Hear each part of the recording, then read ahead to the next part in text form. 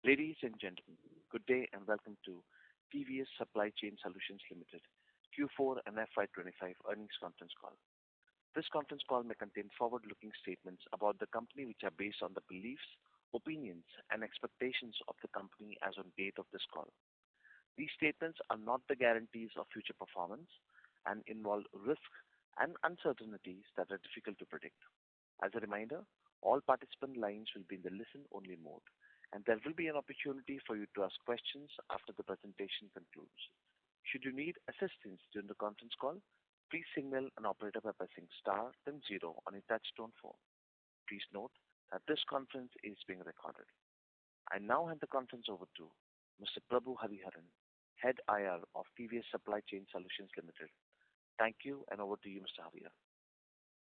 Thank you, moderator. Good morning and welcome all to TVS Supply Chain Solutions earnings call for the quarter and year ended 31st March 2025. I hope everyone had a chance to look at the financial results which were posted on the company's website and also on the stock exchange last night. We have with us today Mr. Ravi Viswanathan, our Managing Director, Mr. R. Vaidyanathan, our Global CFO, Mr. Ravi Prakash, our Head Strategic Initiatives. We commence the call now with opening remarks from our management along with the business performance update. It will be followed by an open forum for Q&A. Before we begin, a customary remark. I would like to point out that some of the statements made during this call may be forward-looking in nature and must be reviewed in conjunction with the risks that the company faces. A disclaimer to this effect has been included in the investor presentation, and I request and hand it over to Mr. Ravi, Managing Director of the company, to make the opening remarks. Over to you, Ravi. Thank you, Prabhu, and good morning to all of you. Firstly, let me welcome all of you to our earnings call to discuss the performance for the fourth quarter and year ended March 31st, 2025. I will share with you the highlights of our performance, and my colleague Vaidi, our Global CFO, will take you through the analysis of our numbers. We look forward to interacting with you as part of the Q&A session. Let me start first for the benefit of those participants who might be joining this call for the first time. Please note that TVS Supply Chain Solutions is a tech-led and asset-light supply chain solutions provider. We have two main business segments, namely Integrated Supply Chain Solutions or ISCS and Network Solutions or NS segment. We operate across 4 continents, Asia, Europe, North America and Oceania, where we offer bespoke and tailor-made solutions in the 3PL space and also offer 4PL services in the select markets. For more details about the company, you may please refer to our website www.tvsscs.com/investorrelations.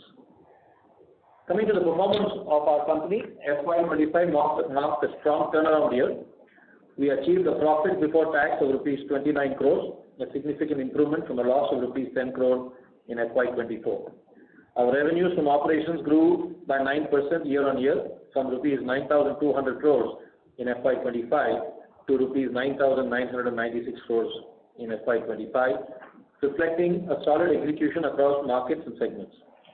These results reaffirm the strength of our strategy and our progress towards achieving our vision of a 4% PBT margin. In the Integrated Supply Chain Solutions segment, revenue from operations grew by 4.9%. Our performance in North America remained resilient, which continued to be a very strong contributor. In India, our strategic portfolio realignment led to more robust bottom-line margins and improved capital efficiency. In the Network Solutions segment, it's important to call out a key milestone: the integrated final mile business turnaround. The business delivered positive profitability in Q4, making a strong recovery. This turnaround was driven by a focused set of initiatives which included price increases, consolidation of forward stocking locations, rationalization of our manpower, and improved operational efficiencies. Many of these actions are ongoing and will continue to support the momentum through FY26 and beyond. Coming to the quarterly performance, our consolidated revenue grew by 3% year on year and 2.2% on a sequential basis in Q4. As we had communicated in our last call, Q3 was a soft quarter, primarily due to lower volume stemming from the holiday season, and we said Q4 was our focus area. I'm pleased to share that we have delivered on that commitment, particularly through the ISCS segment. We showed a strong sequential growth of 9.2%, reflecting a healthy rebound in volumes in North America. From the Network Solutions segment, in our GFS business, we had previously indicated that while volume growth would continue, margins would remain under pressure. While we did see volume improvement on a year-on-year basis, the business witnessed a sequential decline in volume, driven by broader macroeconomic headwinds, which all of you are aware, and we expect this volatility to continue to Q1 and Q2. And this is an area which we will be closely watching. It's important to call out that the GFS business continues to operate at structurally lower margins. The global freight industry is currently facing a period of uncertainty and potential contraction, influenced heavily by policy-induced trade disruptions. In particular, recent developments around U.S. tariffs and container availability are posing significant operational and cost challenges across the industry. On the profitability front, for the full year, our adjusted EBITDA stood at rupees 675 crores, reflecting a margin of 6.8%. For Q4 25, the adjusted EBITDA was rupees 161 crores with a margin of 6.5%. We have initiated a series of strategic actions aimed at improving our cost structure and positioning the organization for long-term resilience. These actions include leadership restructuring, headcount rationalization and outsourcing from high-cost to low-cost locations, and reduction in overheads, and a sharp focus on lowering operational and administrative expenditures across our entities. These measures have started yielding results, and this has resulted in redundancy costs in FY25, and these actions will continue through Q2 of FY26, and these initiatives will yield results in the second half of FY26. Importantly, these actions are aligned with our long-term financial objectives and will set the organization firmly on the path to achieving our committed target of 4% PBT. With that, let me hand it over to YD, our Global CFO, who will take you through the financial highlights for the company. Thank you, Ravi. Good morning, all. Thank you for joining us today. Before I get into the financial highlights, I would like to call out a few key highlights of the quarter. First thing that I would say, we delivered a strong performance in Q4 compared to Q3 in terms of profitability. Q4 PBT was 18 crores as compared to a loss of 14 crores in Q3. The second highlight is, as Ravi mentioned, is the IFM business turnaround. It is completed in Q4 and it is operationally profitable. I think there are several factors which led to the profitability. One is a significant price increase we got from over 100 customers. We also eliminated a lot of costs, especially with respect to manpower and infrastructure related, and we also exited some of the low margin accounts. The third key highlight is, as part of our strategic cost takeout initiatives, we have incurred a redundancy cost of 5 crores in Q4 and 8 crores on full year basis. Like Ravi mentioned in his commentary, it is important to note that this program will continue through Q1 and Q2, and we will incur some additional redundancy costs during this period. However, these actions will deliver savings and begin to reflect more visible in our performance from Q3 onwards. Now, I will take you through the highlights of our financial performance for Q4 and the year ended 31st March 2025. From a revenue perspective, we closed Q4 FY25 at rupees 2,498.8 crores from 2,444.6 crores, a growth of 2.2%. This is majorly contributed by the ISCS segment. ISCS segment registered a revenue of 1,421 crores at a sequential growth of 9.2% over Q3, which was 1,301.1 crores, largely driven by strong volumes from North American market. In Q4 FY25, Network Solutions revenue stood at 1,077.9 crores, representing a sequential decline of 5.7% compared to Q3, driven largely by lower volumes in both ocean and air freight, consistent with our earlier communication about the challenging freight market conditions. On a year-on-year basis, our overall revenue grew at 3% over the same quarter last year, which was 2,426.3 crores, with both segments growing at 3%. Coming to the full year highlights, on a full year basis, revenue grew from 9,200 crores to 9,996 crores, marking an 8.6% growth. ISCS segment grew by 4.9%, reflecting both organic wins and improved commercial execution, while the Network Solutions segment posted a strong growth of 13.6%, driven largely by price surge and new customer wins. Other income for Q4 FY25 stood at 13.4 crores, slightly lower than 14.4 crores in Q4 FY24. For the full year FY25, other income was 33.2 crores compared to 47.9 crores in FY24. This decline is primarily due to lower interest income from bank deposits.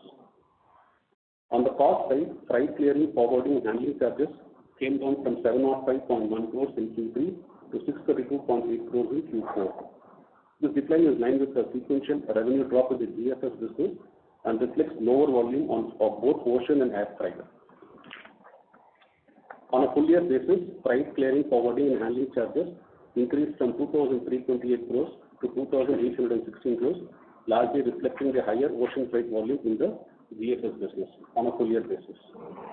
Material related costs rose from 391.4 crores in Q3 to 469.1 crores in Q4, an increase of 77.7 crores, which was largely driven by higher volumes in the ISCS segment, reflecting the sequential growth momentum. On a full year basis, it increased from 1,661.4 crores to 1,783.6 crores, driven by increased activity inconsistent with the revenue growth seen in the ISCS segment. Employee costs increased from 590 crores in Q3 to 610 crores in Q4, primarily driven by the higher volumes in the ISCS segment and the impact of one-time redundancy costs incurred as part of the ongoing restructuring initiatives, as we explained earlier. Year-on-year increase in employee costs is primarily driven by inflation as well as ramp-up in manpower deployment for new projects, particularly in the ISCS segment. On the profitability front, adjusted EBITDA improved sequentially from 152 crores in Q3 to 161 crores in Q4, with margins increasing from 6.2% to 6.5%. With respect to ISCS segment, the adjusted EBITDA stood at 122 crores in Q4 at 8.6% margin versus 133 crores in Q3 at 8.8%. The margin is dropped as an account of change in business mix on a sequential basis. With respect to Network Solutions segment, the adjusted EBITDA grew from 44 crores to 55 crores in Q4. The improved margin from 3.8% to 5.1% due to successful turnaround of the IFM business. We closed Q4 FY25 on a strong note, delivering a profit before tax of 13 crores, which is a loss of 15 crores in Q3. Importantly, after adjusting for redundancy costs, our normalized PBT shows an even stronger improvement from a loss of 14 crores in Q3 to a profit of 18 crores in Q4. From a cash flow perspective, we have generated a net cash from operating activity of 194 crores for the year. Our capex for the year has been fully funded through internal accruals. I would like to say that I see significant opportunity for us to reduce costs across all the regions. We will aggressively pursue these cost reduction initiatives such as right sizing, right shoring in FY26 to improve our overall profitability. With this, I will hand it back to Ravi. Thank you, Vaidi, for the analysis. Before we move into Q&A, I'd like to briefly touch upon our business development performance and pipeline strength, which reinforces our growth outlook. In Q4, we recorded new business wins worth rupees 235 crores, representing 10% of Q4 FY24 revenue. For the full year, new business revenue totaled 1,009 crores, which is 11% of FY24 revenue, a clear sign of traction across key verticals. We are also seeing strong momentum in the quality of clients we are onboarding. This year, we added 24 new Fortune 500 customers, taking the total number of active Fortune 500 customers to 91, a growth of 19 on a net basis. A growth of 13 on a net basis. A significant milestone that speaks to the growing relevance of our offerings in the global marketplace. Our order pipeline remains strong at 5,250 crores, giving us confidence in the revenue visibility for the coming quarters. I also want to provide an update on a key development we had shared in our Q3 call. At that time, we had mentioned that we were in the final contracting stages with a Fortune 500 British multinational retail chain for a large transformational engagement, a 3-year, 1,000 crore revenue contract. I am pleased to share that the contract has now been finalized. It's a UK-wide mandate focused on storage and distribution services. This win underscores our positioning in the market and reaffirms the strength of our integrated supply chain solutions capabilities. We have regained a major customer, a global auto component manufacturer in our freight forward segment in India, a significant addition to the trade lanes we serve. On the pipeline, we have a robust pipeline of opportunities that position us well for continued growth. In India, we are in advanced discussion to conclude a comprehensive 3PL end-to-end solution for a global wind turbine manufacturer. We are actively engaging with a leading Indian chemical manufacturer, a prominent Indian commercial vehicle manufacturer, and also one of India's largest conglomerates for a range of warehousing and 3PL solutions. These opportunities reflect both the depth of our capabilities and the increasing trust large enterprises are placing on us to manage their complex supply chain needs. In summary, our year-on-year revenue growth reflects the resilience of our business. We continue to secure large deals and capitalize on significant market opportunities, leveraging our global capabilities and technology expertise. With a robust order pipeline bolstered by strong customer engagements, we remain bullish about our long-term growth outlook. At this point, I would like to open the floor for any questions. Thank you. We will now begin the question and answer session. Anyone who wishes to ask a question may press star and 1 on your touchtone telephone. If you wish to remove yourself from the question queue, you may press star and 2. Participants are requested to use handsets while asking a question. Ladies and gentlemen, we'll wait for a moment while the question queue assembles. The first question comes from the line of Disha Giria with Ashika Institutional Equities. Please go ahead. Good morning, team. I hope I am audible. Yes, Disha. So my first question is in regards to the ISM business. Now that the planned turnaround actions have been taken over and you are seeing somewhat of green shoots, how do you expect this business to be going forward? Yeah, Disha. As we said, ISM business has turned operationally profitable in Q4. And going forward, as we start FY26, we will start seeing a sequential improvement in their profitability. And the sequential will start improving from FY26 and will follow through up to FY27, where we see that we will be able to reach our original guidance that we had given for the ISM business. Okay. Secondly, for the GFS business, you briefly mentioned that due to the macroeconomic scenario and the global freight rates and container shortages, there is significant disturbance in the volatility in the freight rates. If I am correct, the freight rates have declined, which was a result that we didn't have that much value growth as what was there in third quarter. So going forward, considering the volatility, while we see green shoots in ISM and a somewhat decline in GFS, how would you guide for the network solutions business as a total? Yeah, I think this is Ravi here. Clearly, we are seeing the macro playing out. You're right that the pricing, we saw a decline. But what we are seeing actually in the market today is a whole lot of volatility, including possible price surge. So this is a segment which we'll keep a close watch. It is incredibly volatile. We are actually seeing volumes recovering in Q1, but it is combined with shortages of both containers and vessels because of the trade tariff embargo that is in place. So there is a mad rush from China to US. So that lane seems to be taking a lot of the traffic. So it is a segment which we are keeping a close watch. Unfortunately, I'm not able to provide you any guidance as to where we see it right now, but just to say that we are seeing significant swings even from Q4 to Q1 as we speak. I don't know if that helps, Disha. Yeah, surely that helps. My next question is regarding... Yeah, just wanted to tell you that while we are seeing the impact on we hope we can ride a possible price increase and all of that. But there is the volume fluctuation because of container shortage and all that. But what we are doing internally is what YV spoke about in terms of enabling significant right sizing and right shoring of that business.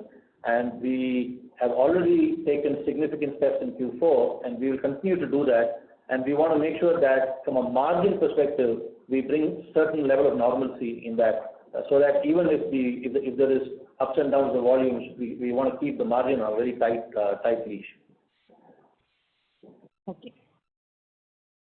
My next question is regarding our FY27 guidance.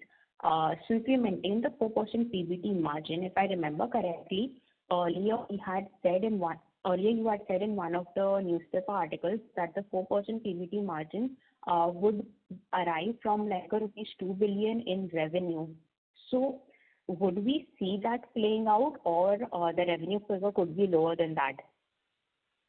I wish I can put more color to it right now, but given all of that is happening, especially in the GFS segment where the numbers have been incredibly volatile, I would probably be, focused as an organization. YG and I have discussed, and our absolute focus is to bring the company to the 4% PBT trajectory, and we expect that our revenue growth will be significant. Like I said, we have a very strong pipeline, but we will keep watching the GFS space, which is incredibly volatile right now. But on a directional front, I would say double-digit revenue growth is we're very comfortable with. We are on a good trajectory in terms of PBT growth, compared to FY24 and 25. We will continue slightly on an exponential trajectory getting into 26, and we want to get into a target 4% PBT number by FY27. Wow, all right, that is it from my end. Thank you. Next question comes from the line of Vaibhav Shah with JM Financial Limited. Please go ahead. Sir, have you done any change in accounting with regards to the booking of other income and forex gain losses during the quarter? Yeah, so we made a reclassification because some of the forex gain was sitting in other income, forex loss was sitting as part of operational. We thought to benefit the readers of the financial statement, we are showing the forex as a separate line item, so that it will be easy for the readers to see what is the forex impact in the financial statements. That's the reclassification. So in the earlier quarter, the forex was sitting in the other income, loss or gain. Yeah, we have restated for all the previous quarters as well. So, but in the previous quarters, the forex gain was sitting in the other income, but the forex loss was sitting in the expenses. Yeah. Now we have restated for all the quarters to make it comparable. Okay, so going forward, we can take the annual number is around 33 crores for the other income for FY25. So that could be a recurring number in the similar range for year forward? Probably around that range, Vaibhav. I will not be able to give you a guidance on that, but yeah, because most of these are surplus money that we park in various bank deposits, and on a case-to-case basis, I will not be able to give you a specific guidance, but you can take it. Okay. Secondly, on the margin side, so you have done quite well in the quarter at 8.6% for ISCS and 4.5% for NS. So for NS, can we take this as a guidance that it should be similar range, or we can see some contraction in maybe first half of the year for FY26? Yeah, as we said, the IFM turnaround is completed, so we expect a sequential improvement going forward from Q1 onwards on the NS segment. Because whatever the price increases that we have got, the course correction that we have done in the IFM business, that will start delivering the results. So there will be a sequential improvement in the IFM, in the network solutions going forward. Of course, as Ravi mentioned in his comments, the GFS segment is something which we need to watch, but there are certain actions that we have taken to de-risk, especially on the cost side, so hopefully we will be able to partially offset that. So any guidance on the margin front, overall basis or on a segmental basis for FY26 or 27? As we said that ISCS will be more or less similar to the 9.5 to 10% that we have given the guidance earlier, and the network solutions will see a sequential improvement in FY26 compared to FY25. Okay, sir. Sir, and lastly, on the ESOP expenses, what was the number for this quarter? It's a very small amount, it's not very big. It's a very, very small. Okay. Thank you, sir. Those are my questions. Thank you. Thank you. A reminder to all the participants that you may press star and 1 to ask a question. Next question comes from the line of Rohan with Nexus Capital. Please go ahead. Yeah, good morning. Thank you for the opportunity. Am I audible? Yes, please. Yes, sir. So, sir, apologies if you have covered this in the opening remarks. Just can you talk about the Europe region in the ISCS segment, and also what's the update on the delay on the UK contract which we have mentioned last quarter? I'm sorry if this is covered. I joined the call a bit late. No, it's a good question. We've not covered it. So, one of the things that we said was our margins in ISCS segments in Q4 was marginally down. And this was also due to a one-time cost provision of about 13 crores that we took in Q4 with respect to a large contract that we are partially exiting in the ISCS segments.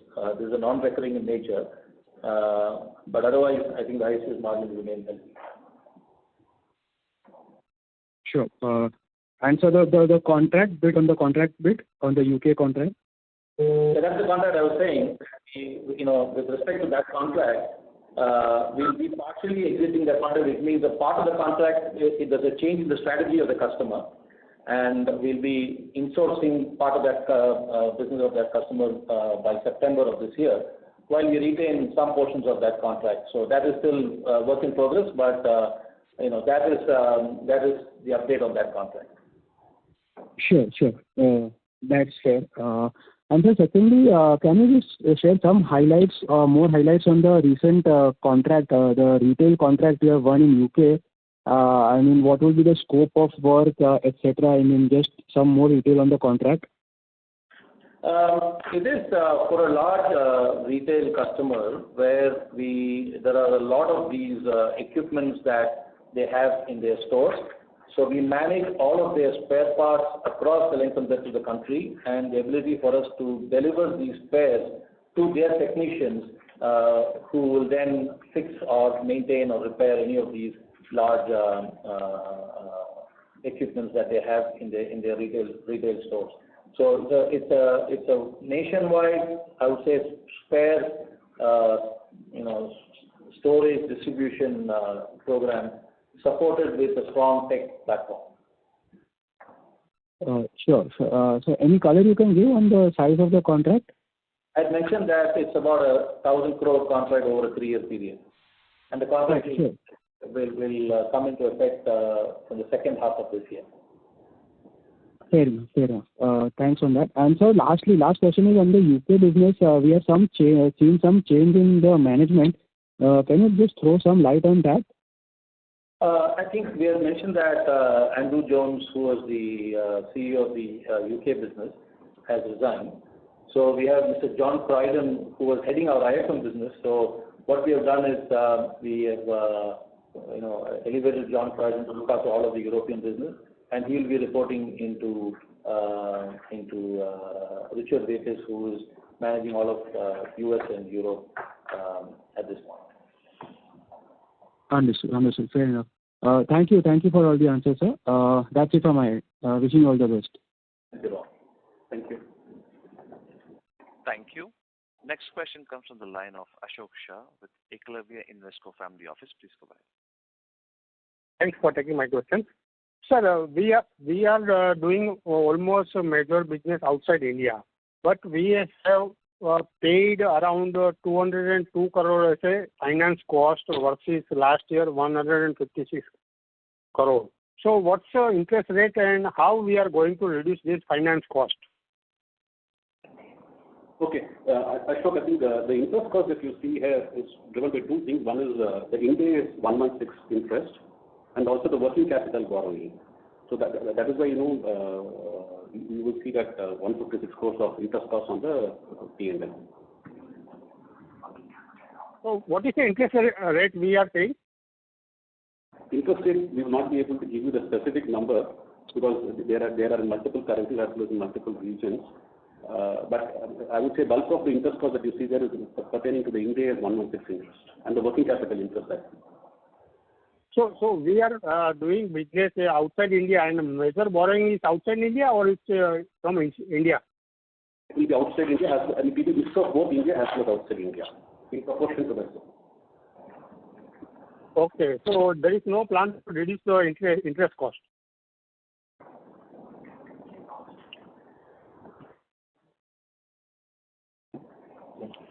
Hello? Yeah. Hello? Sorry, I was just going to this is Ravi Prakash. Yeah. I was just mention. See, if you look at the gross debt, that number has not changed much. So the interest cost that you see on the P&L has two components: the actual interest we pay to banks and the one that is because of the Ind AS accounting. The actual interest we pay to the banks has actually stayed more or less constant between the 2 years. And if you look at the debt number also, that number is the actual interest is for the full year about 69 to 70 crores, and that has stayed consistent.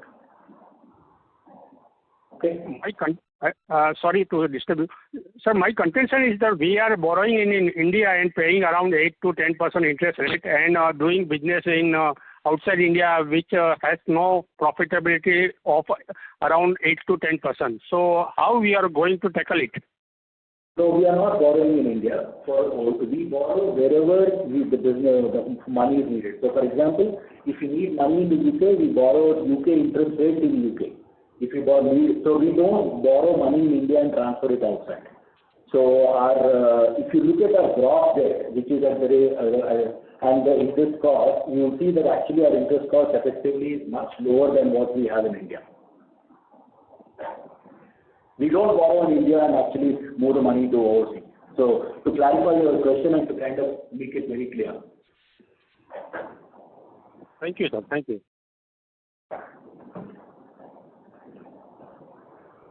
Thank you. Next question comes on the line of Disha Kiria with Ashika Institutional Equities. Please go ahead. Thank you for the follow-up. I just have one question in regards to the earlier participant's question regarding the change in management. If I remember correctly, in the resignation of the previous CEO, he had mentioned something regarding Project Voyager and lack of commitment towards it. So if you could just somewhat explain it once. Sure. I think Project Voyager is all about right sizing and right shoring. So that's really where the challenge was in terms with the management. So I think these are all part and parcel of a larger business, especially when it comes to overseas, and we're looking at moving work from higher cost to lower cost locations. So I would probably term that as something which and do a capture in this mail. All right. Okay. Yeah. Thank you. Next question comes from the line of Karan Sharma with Sharma Securities. Please go ahead. Hello, sir. Good morning. Am I audible? Yes, Karan. So, sir, just wanted to know, overall on company front, what would be our target this year in terms of revenue growth, EBITDA and margins? Target what? Sorry? Yeah, overall on the company front, what will be our target this year in terms of revenue growth, EBITDA and the margins? I think Vaidi probably answered that. We'll probably repeat that. Our target on the revenue front is to grow double digits on the revenue. Our EBITDA, our guidance has been that our ISCS will be at about a 9.5% EBITDA number, and the network solutions will be sequentially better than FY25 and get to the target number by FY27. Okay, sure, sir. And sir, just another question. So, sir, on ISCS India business, we have been talking about slowdown and exit from loss-making contracts. So, what trends are we seeing currently? Like, are we adding new customers, or what would be the demand outlook for FY26? If you can provide something on that. Like I said, we have a very strong pipeline. If you look at the pipeline, we are at the final stages of a fairly large engagement when it comes to an end-to-end opportunity with a large wind turbine manufacturer. It's a comprehensive 3PL solution. We are also actively engaged large deals with a leading Indian chemical manufacturer, with another large commercial vehicle manufacturer. So the pipeline is very strong, and we are fairly bullish about the growth prospects in India. We also spoke about winning back a large freight contract from a large global auto component manufacturer in India. So we've had good wins, as also very strong pipeline, which supports the growth momentum and the growth story that we've been talking about.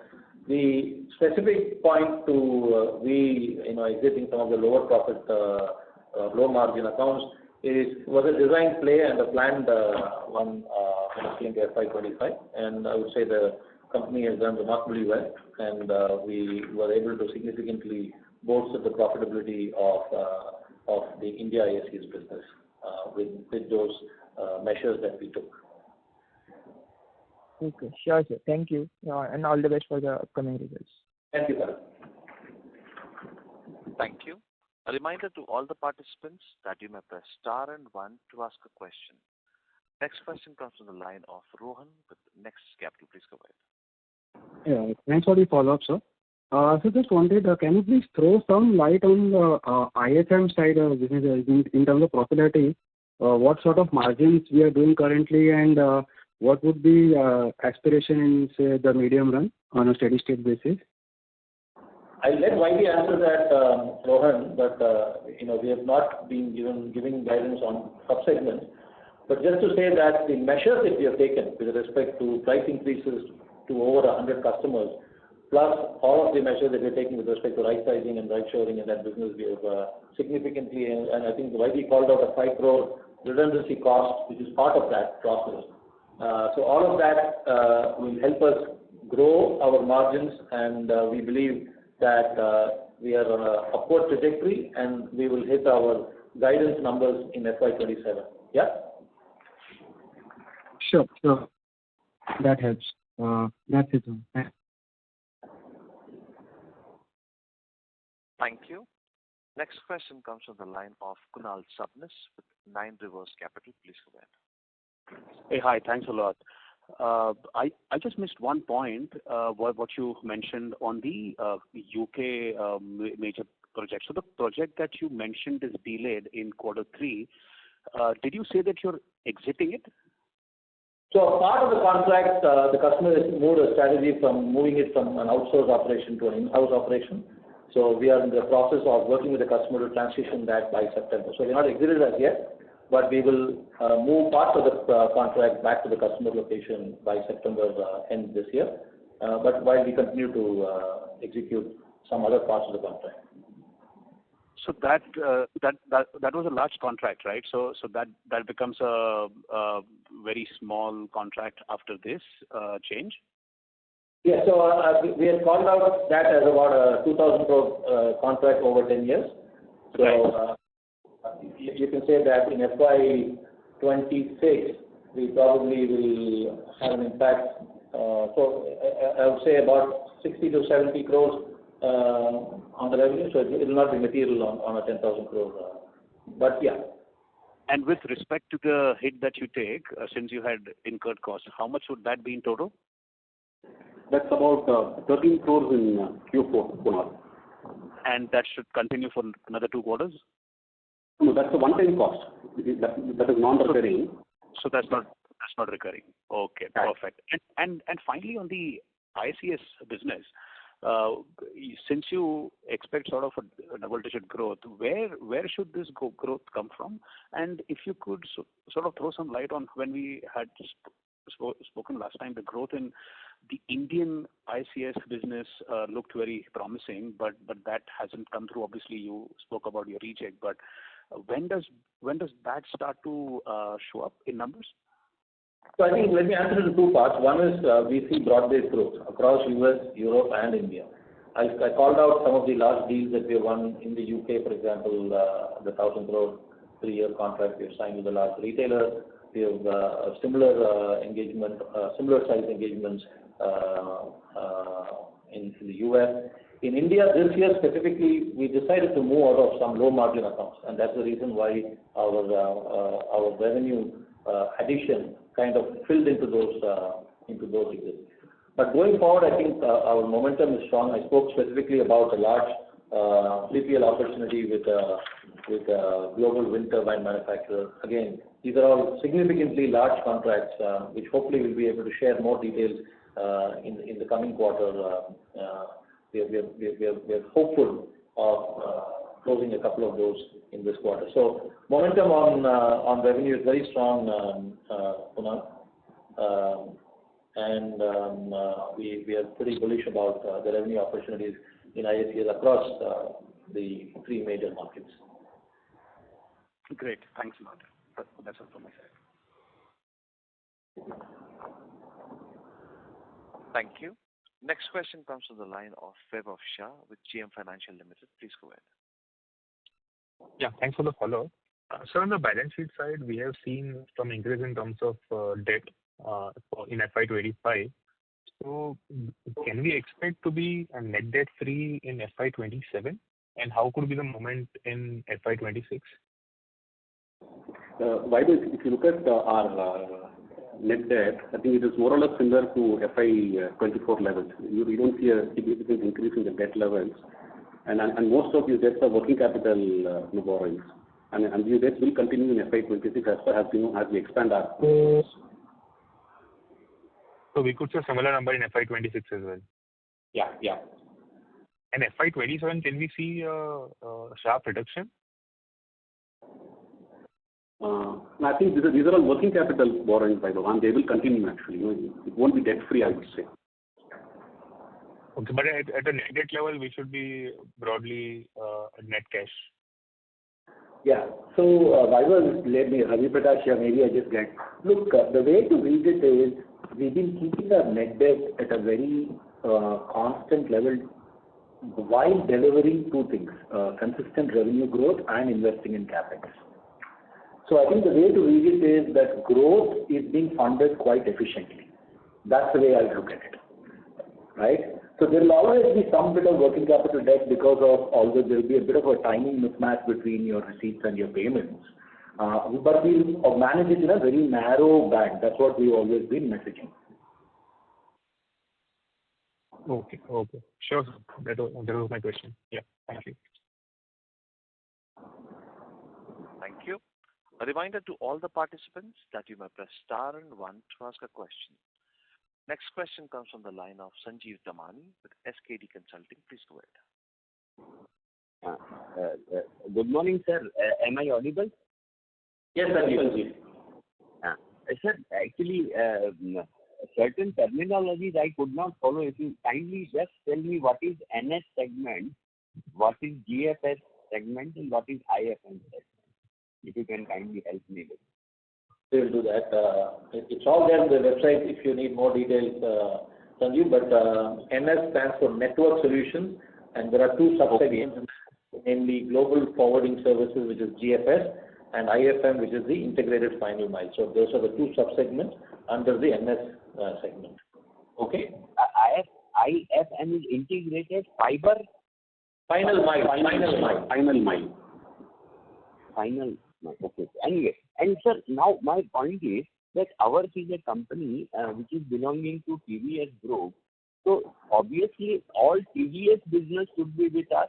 That is mobility and some other electrical component and so many things TVS Group is manufacturing.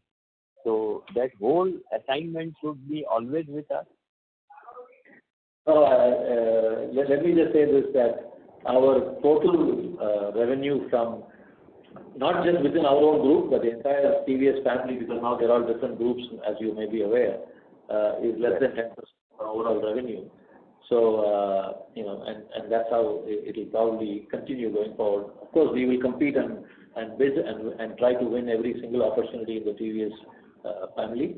But these are all competitive bids, Sanjeev. There is, I would say, we got to work harder than otherwise to make sure we win those deals within the family. Got it, sir. Got it. We have to be commercially fit to get those kind of businesses.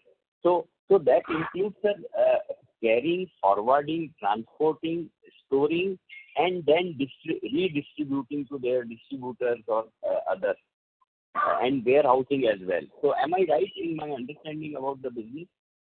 Yeah, broadly you're right, Sanjeev. Yes. So is it that we take the whole assignment, or any one part also we can take from any customer? Absolutely, I would be delighted to take the whole, but that's not the way it works. Across the globe, we probably have customers for whom we do 1, 2, or 3 of those items that you mentioned. But there are few where it's end-to-end, but very few of them will be end-to-end. Okay. Sir, can I also know that how much properties we own for warehousing, or largely we are dependent paying rent only for the warehousing? Yes, so we are an asset-light company, so we get into long-term lease agreements with warehouse providers and fleet providers. Okay, so we do not own any such big plot of land or warehousing facility for our business, and neither in India nor abroad. Correct. We don't own any assets, Sanjeev. All the assets are on lease. Okay. And regarding transport sector, if at all, freight sector, do we own containers? Do we own trucks, etc.? Or there also we hire and get it done? Yeah, correct. We don't own any assets. We always hire. Okay. Sir, all the very best. I mean, you know that shareholders have still not been benefited for quite a long period after the public issue. We hope that you will, be able to reward us all very shortly, and wish you all the best. We know you are a very good group and very efficient people, and doing very, very good kind of activity business with all ethical means. So we are always looking forward to something big coming from your company, sir. All the best from my side. Thank you for your trust and faith for your support. Yeah, thank you. Thank you, Sanjeev. Thank you. Ladies and gentlemen, that was the last question for today. We have reached the end of question and answer session. Now I would like to hand the conference over to the management for closing comments. Thank you all for your time, questions, continued interest in our journey. As we close out FY25, we recognize the challenges that lie ahead, from macroeconomic headwinds to structural shifts in global supply chains. But we also see these as significant opportunities to strengthen our market position, enhance operational resilience, and build deeper relationships with our customers. Our focus remains very clear, executing on the cost and productivity initiatives we have set in motion, scaling segments, and driving long-term value creation through disciplined customer-centric growth. We remain absolutely focused on our target of 4% PBT. Thank you once again for your support, and we look forward to engaging with you in the quarters ahead. Thank you. On behalf of TVS Supply Chain Solutions Limited, that concludes this conference. Thank you for joining us. You may now disconnect your line.